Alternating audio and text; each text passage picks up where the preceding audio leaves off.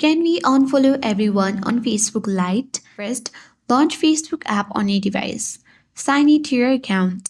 Navigate to three-line menu icon at top right and choose View Your Profile at top of your screen.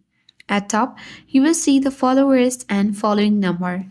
In order to unfollow everyone that you follow on Facebook Lite, simply select Following list, and here you will see the peoples or the pages you have followed. In order to unfollow everyone at once, we do not see any kind of the icon from where we can directly unfollow those peoples or pages. So you can simply open their profile page and tap on the like button, and here you get the option to unfollow. And in this way, you can manually repeat this process for each account you want to unfollow. So note that Facebook Lite doesn't have a bulk unfollow option, so you'll need to unfollow each person manually. I hope this guide was informative.